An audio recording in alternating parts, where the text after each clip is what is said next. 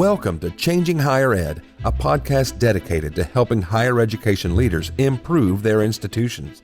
With your host, Dr. Drumm McNaughton, CEO of The Change Leader, a consultancy that helps higher ed leaders holistically transform their institutions. Learn more at changinghighered.com.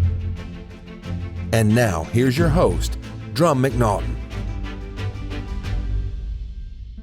Thank you, David.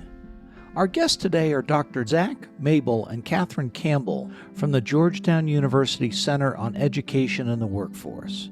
Zack is a research professor of education and economics and leads research projects that leverage insights from labor and behavioral economics to promote educational opportunity, equity, and economic mobility.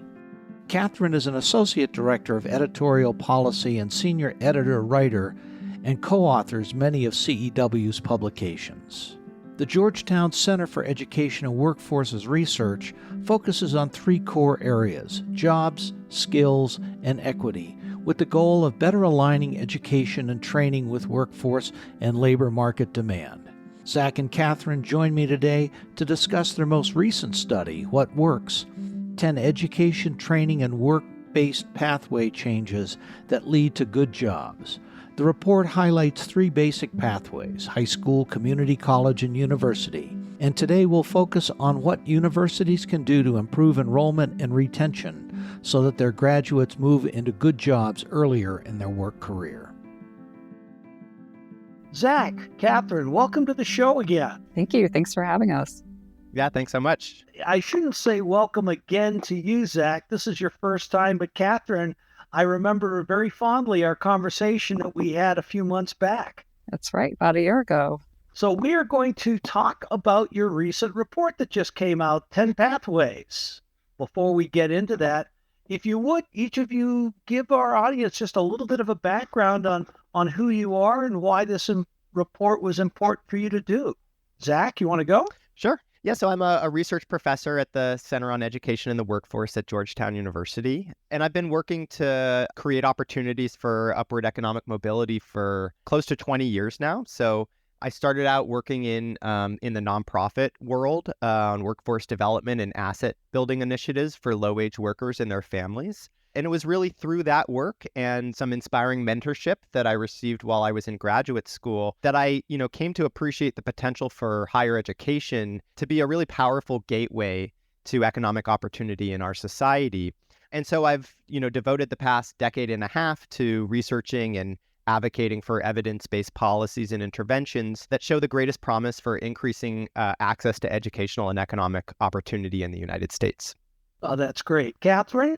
So I am Associate Director of Editorial Policy and a writer-editor at the Center. And like Zack, I've been sort of in this world for a while, about 15 years. I came to this work in a sort of indirect way. So I have a master's degree in English with a focus on American studies. And while I was in that program, I became very interested in ideas of American pluralism, what makes a diverse democracy work for everyone living in it. And I really wanted to pursue work that was meaningful to me in that area. So when I entered the workforce, the things that really crystallized for me were the idea that, first of all, it's really important that we respect and appreciate the very broad range of contributions people make to the American project.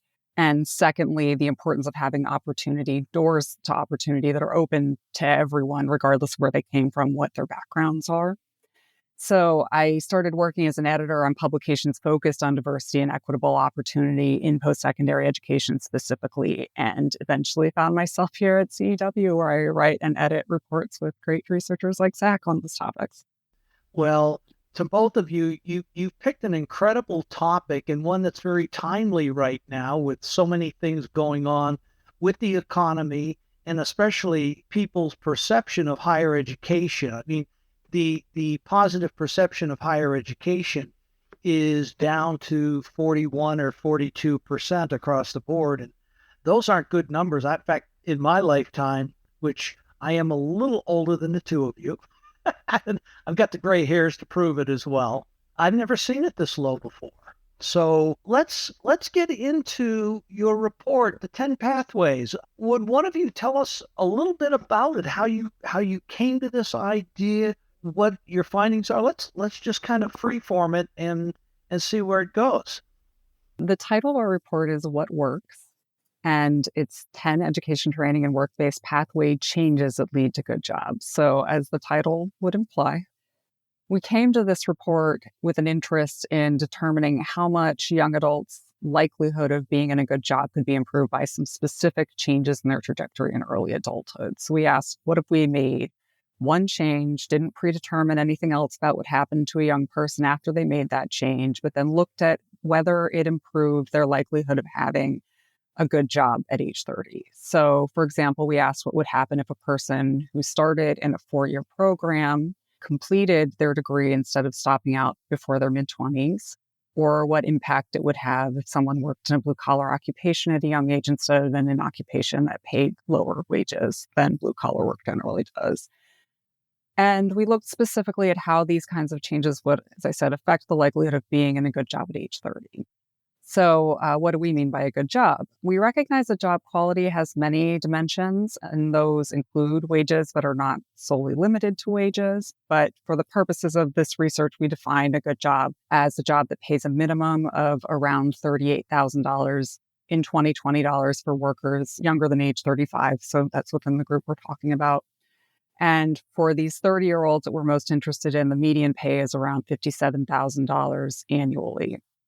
Workers with good jobs, we found, are also more likely to have access to healthcare, retirement benefits, other aspects of work that people tend to associate with a good job. So we look at the routes to those good jobs in our work at CEW primarily through 3 pathways, which we would describe as the high school pathway, the middle skills pathway, some college or an associate's degree, and the bachelor's degree or higher pathway.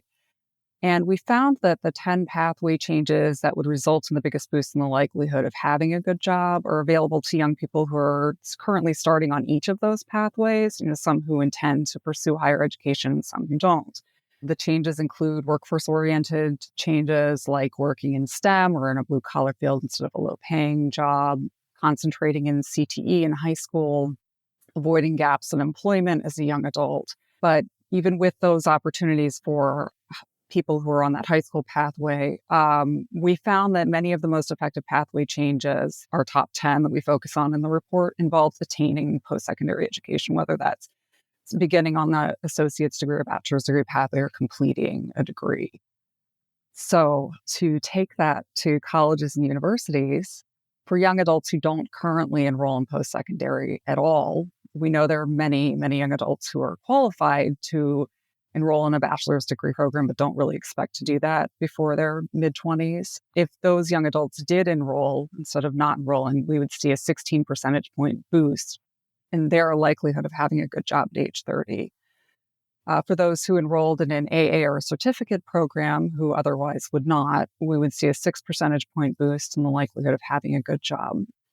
Looking at those who already are on the middle skills pathway or intend to enter the middle skills pathway, we would expect that those who complete an associate's degree instead of stopping out would get an 8 percentage point boost.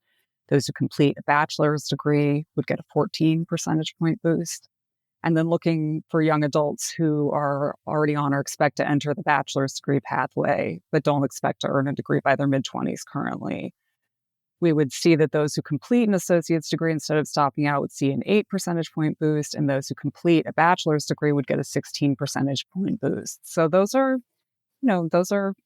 nice additions in your likelihood of having a good job if you're able to pursue and complete. Now, of course, if we found that if young adults made multiple changes, toward higher likelihood of having a good job pathways, for example, entering a BA pathway and completing a BA, they would get even higher boosts. So we were looking primarily at the individual pathway changes, but also took a look at layering some of those.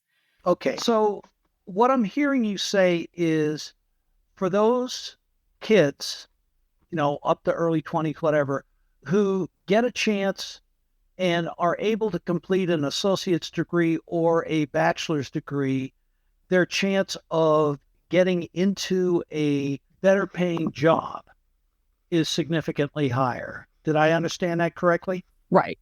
That's exactly right. I mean, I think An important piece of context is that the college investment is not a risk-free investment. So even being successful, if we're, talking about actually earning that degree as sort of the metric of success, it's not an insurance policy that you're definitely going to find yourself in a good job. There's quite a bit of variation in the economic payoff, even the bachelor's degree, where you see some fields of study where individuals are much more likely to find themselves in a good job than others. But broadly speaking, what we find is that these pathway changes, where if you take youth and young adults who are otherwise have a very, very low likelihood of having a good job because of challenges that they experience in their lives in multiple different dimensions, which materialize in one way through lack of access to educational opportunity and challenges in persisting in college if they make it that far, putting them on a different pathway that either gets them in the door to college and or helps them persist and complete college certainly increases their chances of finding themselves in a good job significantly, although it still is not, the insurance policy that they're definitely going to land themselves in a good job at age 30. Well, that makes sense. Did you see anything where colleges are reaching back into high school to help prepare students from that perspective while they're still in high school? In the work that we did, we didn't examine specific interventions like the one that you just described. So instead, what we did was we sort of built a policy simulation model that actually changed what the experiences of the young adult was. So for example, if you take someone who is expected to graduate high school, but then immediately enter the workforce in a low-wage job, and if you instead took them and you put them on the middle skills pathway, how does that change their likelihood of earning a credential and finding themselves in a good job down the line? And so then the question is, well, what are the ways, what are the policy levers and interventions that could actually make that pathway change real for an individual? And that's where what you just described as one effort of expanding recruitment efforts on the part of institutions and creating stronger partnerships between high schools and colleges so that students, especially students from, low-income families and underrepresented communities, are familiar with what post-secondary institutions are out there, and to sort of demystify what the college-going experience is.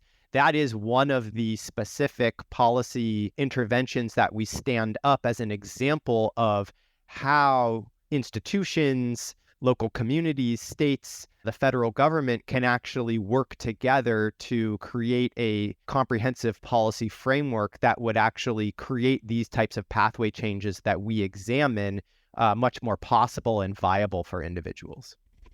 Kathryn, what's another one of these interventions that colleges and universities could do early on to help support their growth and enrollment? Well, we found that there was, we suspect that one thing that would help to affect these changes that we modeled would be to provide more outreach and advising that demystifies colleges for students, to provide more financial aid for students and more information about financial aid so that they are better prepared to, enter college, understand that risk assessment that Zack was referring to earlier, and make an informed decision about the amount of risk that they're taking on and how that can really pay off for them. A lot of people are deterred from pursuing college at all because the risk seems so large, when actually there are pathways for people to enter colleges. There need to be better pathways for people to enter college, better ways to make it affordable for students.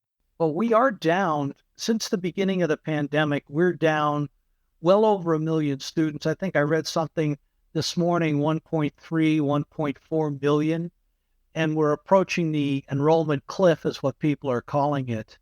It's no wonder that folks are concerned about taking on this kind of risk if they don't see a good paying job in the end.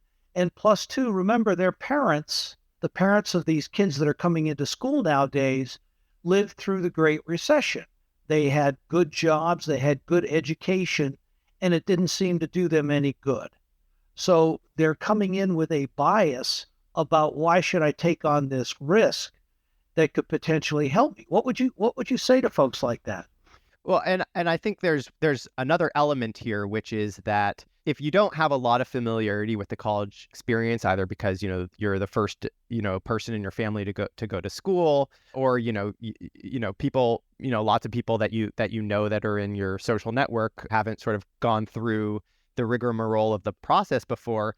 When you go on a college website and you look at how much it's going to cost to attend that institution, the published prices of those institutions can be incredibly shocking, right? And that's not necessarily the price that a particular student or their family is going to have to pay. And so this wedge between what the published or sticker price of an institution is and what the net price, that out-of-pocket cost that you're going to have to actually pay to attend that institution, can be quite dramatic and quite misleading to individuals when they're thinking through the calculus of, is college a worthwhile investment for me to make? And so that's one of the reasons that, when you turn to sort of the research and what it tells us, if, addressing the affordability crisis in higher education is absolutely critical to expanding access and outcomes in higher education. One of the things that we know is that, yes, providing more generous financial aid, especially if it's targeted based on need, if it's generous, and if it's simple to apply for, that has a strong positive impact on increasing enrollment and persistence. And at the same time, we know that interventions like the HAIL program at the University of Michigan, for example, which doesn't actually provide students with any additional financial aid, but what it does is it makes students aware of how much financial aid they're going to receive, not after they've been admitted, which is, customary practice right now, but actually at the time that they're considering applying. Significantly increases the likelihood that students apply to the University of Michigan, and significantly increases the likelihood that they enroll. And so you see students who would otherwise either foreclose on the idea of going to college because they're misunderstanding how much they have to pay, or they're opting to go to what appears to be a less expensive institution than, the flagship university, actually making very different decisions that usually tend to pay off in terms of a higher likelihood of graduation and higher labor market returns if you do graduate for those individuals. And all because the financial aid package that they were going to receive, which would be exactly the same, is just reframed and repackaged and made transparent and predictable to an individual so that they're not guessing how much support they're going to receive to attend college after they basically have already applied and been admitted or not. So that's a very simple but a very impactful change to the way that financial aid is administered, and one that I think a lot of institutions could very easily implement and have a dramatic impact on what the college-going experience is like for individuals. Well, it does seem so simple to do. What are some of the other barriers that are up there, and what you've seen work with this, in line with your 10 pathways? Yeah, so there's the barriers on sort of the access and enrollment side. And so we've talked a little bit about that, about expanding recruitment, creating stronger partnerships between high schools and colleges, these types of financial aid interventions that we've talked about. But there's a whole host of other obstacles that students experience when they are on campus that oftentimes stand in the way of students actually earning a degree, right? And in a lot of the work that we've done in this report, we actually show, even if you're on, the middle skills pathway or the bachelor's degree pathway, first of all, those young adults have a very high likelihood of not completing a credential, even if they enter those programs by age 22. But if they did complete that credential, their likelihood of having a good job at age 30 increases significantly, right? So part of the way of addressing these challenges that students experience in college once they're on campus around not completing a credential goes beyond financial aid and goes beyond, interventions that are focused purely on providing students with additional academic support. We're talking about holistic strategies that really acknowledge the multidimensional nature and obstacles that students are experiencing in college, which is why you see wraparound support programs and comprehensive student support programs like the CUNY ASAP program at the community colleges in New York City, programs like the Dell Scholars program at four-year institutions, which provide both financial aid, but then couple that with intensive, individualized, continuous advisement and coaching and monitoring so that students in real time have a professional who is, usually a full-time member, a staff member at the institution who can help a student with whatever challenges present themselves, which usually can spring up in unpredicted ways. And they can, be a transportation barrier or a childcare barrier or a food insecurity barrier or someone lost their housing or it's a mental health issue. The challenges that students are experiencing while they're enrolled in college that are preventing them from earning a credential really take many, many different forms. And it's one of the reasons, it's sort of the reason, I would say, why you see these really all-encompassing programs demonstrate tremendous success at helping students persist and complete their degrees. On the one hand, they're expensive. They're much more expensive than, trying to focus on delivering, just financial aid to students, for example. But countless studies have demonstrated that the impacts that they have in terms of increasing persistence in graduation really do pay off, and that there is a positive return on the investment to those programs. And in many ways, I don't think we're going to address the college dropout crisis that we're experiencing in this country at scale without significantly ramping up the efforts of implementing these comprehensive types of programs. Going back to your question about what you would say to people who are considering college would have skepticism about it. Zack did raise the point about clearer communications about affordability, stronger connections in the community. All of these things are absolutely critical. It's also really critical to recognize that the bachelor's degree is still the most reliable pathway to getting a good job. It's the one that's most likely to get you to a good job. So yes, absolutely, people struggled. People with degrees struggled during the Great Recession, but having that degree makes you more likely not to be unemployed and to have higher median earnings. And that message is getting lost a bit in the debate over the value of bachelor's degrees. And of course, there are many non-pecuniary benefits of having a society that has broad access to higher education, whether that's a bachelor's degree, an associate's degree, a certificate. It improves the economic performance of the society, and it also improves the civic health of the society for people to really have the tools they need to succeed in the economy and to participate, fully in civil society. So, Interesting you bring that up. Podcast that just released today with Jeff Scheuer. His first book was The Soundbite Society: How Television Helps the Right and Hurts the Left. But his current one is Inside the Liberal Arts: Critical Thinking and Citizenship. And he talks about the three different domains that we have to have here in the U.S. or any society. There's the civic domain, the economic domain, and the cultural domains. What we're talking about is the economic domain, being able to find a good job, etc. But we forget about the civic domain, which you just brought up for us, Kathryn. How do you be a good citizen? It doesn't necessarily mean you wear a gun that everybody can see on your belt and you're here to police everyone. It's voting, it's jury service, it's petitioning, demonstrating against things that you don't believe in. These are all things in the civic domain, and then the cultural, the arts, the sports, etc. We have to educate for all of those, and I think we lose that broader perspective. One, if we don't give folks a good undergraduate experience, which means getting them into college, keeping them in college, and helping them graduate.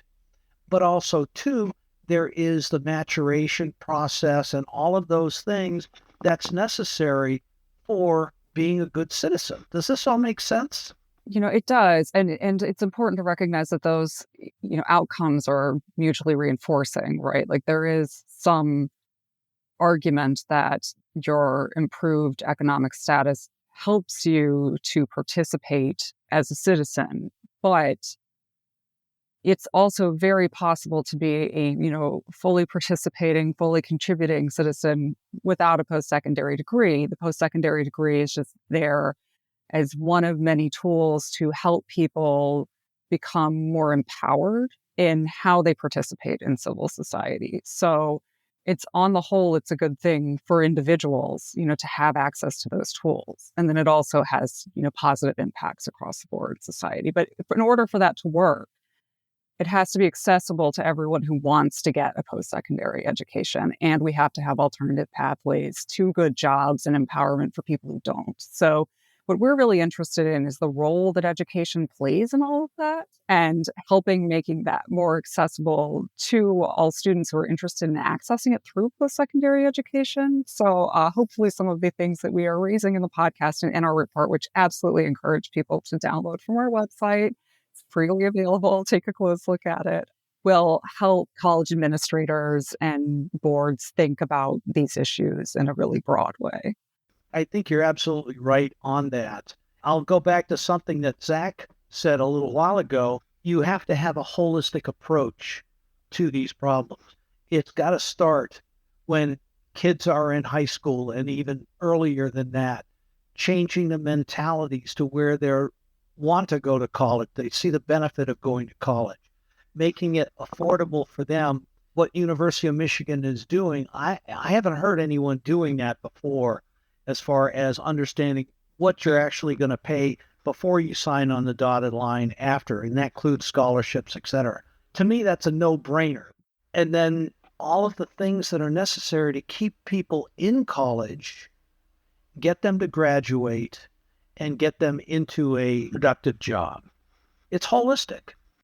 So it absolutely is holistic. And one of the aspects of sort of creating this comprehensive strategy that we talk about in our work is also acknowledging the fact that for many young adults who are going to college, their college experience is not going to be linear, and it's not going to be limited to attending a single institution. And so part of the solution framework that we talk about and that we advocate for is also about strengthening partnerships between college institutions, in particular between 2-year and 4-year institutions, so that students who start off, at a 2-year institution on the middle skills pathway have a much easier means of making the leap to a 4-year institution if they aspire to do so. And we know that many students who start off at 2-year institutions do in fact aspire to earn a bachelor's degree.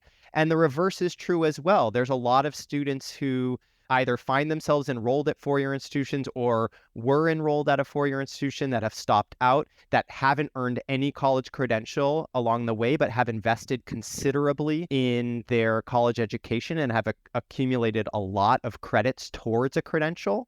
And so there need to be, strengthened efforts to developing reverse transfer interventions and degree reclamation policies that honor what students have accomplished at a 4-year institution, even if they didn't pick up that bachelor's degree, and confer them with an associate's degree when they have in fact completed the requirements to doing so. So, Colorado actually stands out as a really strong example in this space where they automatically grant associate's degrees to students who stopped out from 4-year institutions when they've completed the minimum academic requirements to earn that degree. So, they don't wait for a student to apply for an associate's degree or, a college administrator to make the student aware of what the process is for going down that path. They just give you that credential if, in fact, you've done the work to get it. And we know from our research that you have a much higher likelihood of having a good job if you have a college credential than if you don't,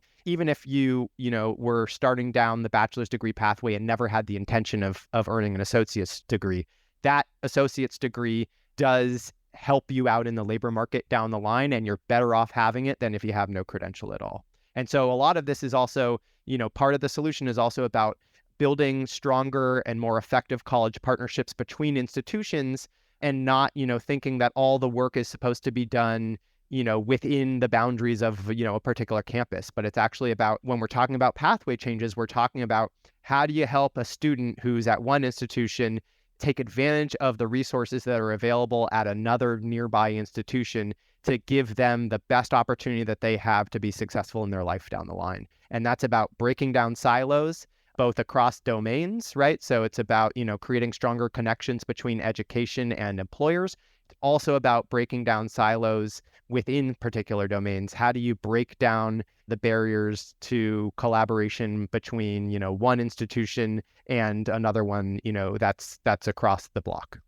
Well, this all makes so much sense, and I can't believe we're already blown through our time limit. This has been fascinating to me, folks. I appreciate it. 3 takeaways for university presidents and boards. What do they need to do? Yeah, so very briefly, we would recommend that, as Zack was just saying, that they look toward how they can coordinate better between different service providers, different actors. So college presidents should be looking around and asking what other post-secondary institutions are around that can complement the offerings of our institution. How can we be better connected? How could we help students find those pathways and junctures and get the education that they need through both of us? What are the local or regional employers who could engage with us to create more meaningful work opportunities, work-based learning opportunities, for example, for students during college, and streamline that transition to the workforce for alumni? And what social service providers can we partner with to address those obstacles related to childcare, housing insecurity, food insecurity, the basic needs that Zack had mentioned earlier? So that's the first one. The second one that we had in mind was to recognize that the individuals who stand to benefit the most from a pathway to change may be the least likely to sign up for it on their own, either because of lack of information or because they think, oh, that's not for me, or I don't have the time. So policies and interventions are most effective when they're intrusive or required rather than voluntary. So, for example, an automatic degree reclamation policies where that degree gets conferred if a student has those credits without waiting for a student to apply for that degree conferral is one example of that. And then the third recommendation is just to embrace the KISS principle, keep it simple, and look at how you can streamline the college-going experience on your campus to reduce the complexity and the number of decision points that students might be struggling with at critical junctures. We know that students are going to be making all kinds of consequential decisions about their futures in college, what they want to major in, what they want to do afterwards. We don't want those decisions to be focused on things that are, all about navigating administrative barriers. We want them to be able to focus on the decisions that are most important to them rather than on how they pursue those big decisions. So making sure that the administrative pieces of the puzzle more easily fit together for students is a really key thing. Zack, do you want to add anything? No, I think that's a great synopsis. Yeah.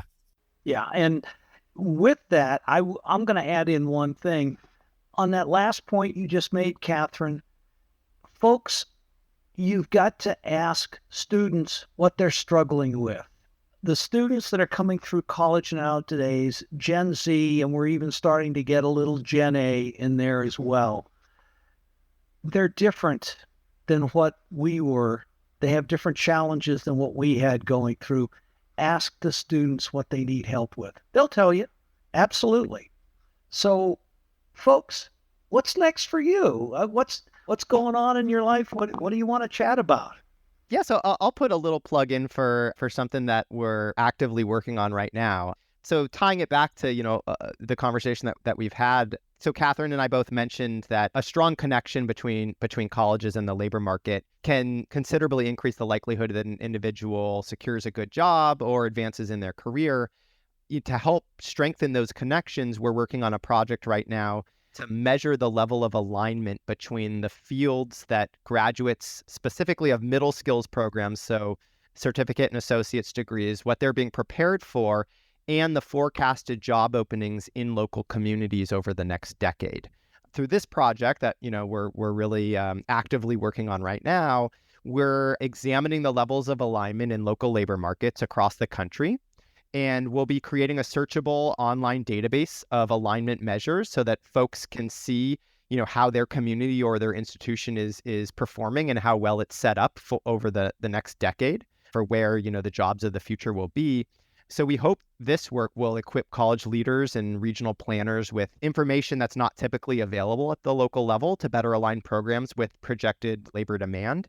And then in doing so, obviously expand economic opportunity for individuals by creating, a stronger bridge between education and employment. So we're very excited about this work. And there's obviously very, strong connections between the report that we just put out and this work as well. We hope it's really going to provide a strong resource for folks in the field to think about how they can be responsive to the needs of employers in the labor market in order to really better equip students for what's likely to come in their future after they complete their studies.